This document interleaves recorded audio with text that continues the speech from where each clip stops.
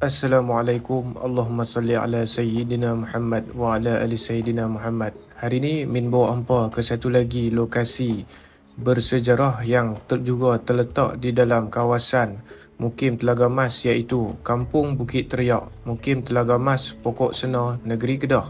Setelah selesai melakukan penyelusuran di kawasan Telaga Mas yang di mana nama sejarah Telaga Mas mendapat nama, kami dibawa oleh CL ke satu lagi telaga air semula jadi yang terletak di dalam kawasan Kampung Bukit Teriak.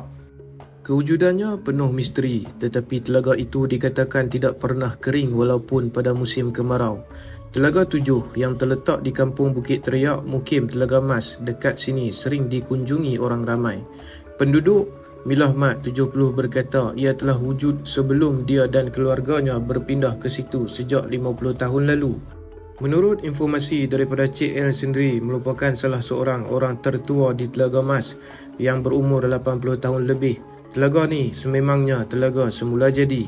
Cik L sendiri merupakan saksi hidup yang pernah menyaksikan bahawasanya di dasar telaga ini mempunyai 7 telaga. Dan di setiap satu telaga mengeluarkan air yang berbeza warna. Pada masa dahulu, penduduk sendiri pernah melihat misteri air telaga itu dan ada dalam kalangan mereka turut mengambilnya untuk disimpan sebagai kenangan.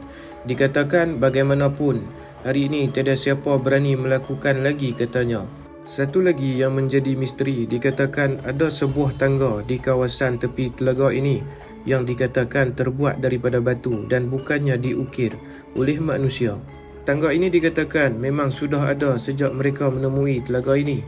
Dia ada gua dalam tu. Oh, Jauh. selalu air di bawah tanah. Dia kering tak lebih tak ni. Telaga ni? Kalau dia penuh tu hujan mesti. Dia kering tu hujan tu. Tak nak kering. Dalam buku Mastika ada cerita ni. Oh. TV3 main ambil. Arwah tak nak ding cakap. Oh, nak ada. Arwah ding banyak. Ada banyak. Ada banyak lebih lama. Dia cakap. Dia ngetuk. Assalamualaikum warahmatullahi wabarakatuh. Allahumma salli ala Sayyidina Muhammad wa ala ali Sayyidina Muhammad. Alhamdulillah tuan-tuan, hari ini antara penyelusuran kita di kawasan Kampung Telaga Mas, Pokok Sena, Negeri Kedah.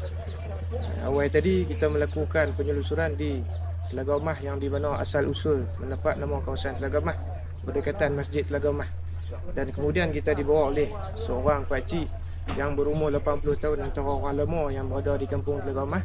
Dia bawa kami ke Telaga Semula Jadi ataupun orang panggil dan juga Telaga 7.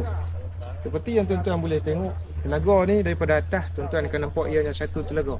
Tetapi sebenarnya di bahagian bawah dia menyimpan 7 kawah jenis mata air.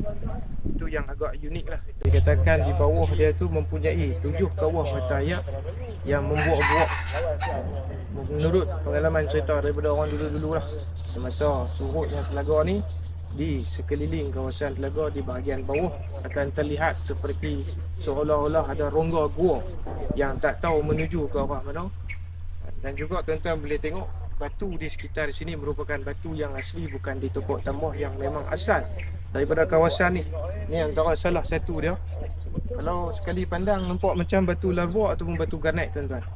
Agak unik lah, sebab kawasan ni kawasan yang berada di tengah-tengah kampung, iaitu Kampung Bukit Teriak, ataupun bahasa Sanskrit, bahasa buku ni lah kita panggil Bukit Teriak ni. Orang Kedah sebut sebagai bukit yang mendengar suara tangisan. Itu antara sejarah yang di mana mendapat nama Kampung Bukit Teriak.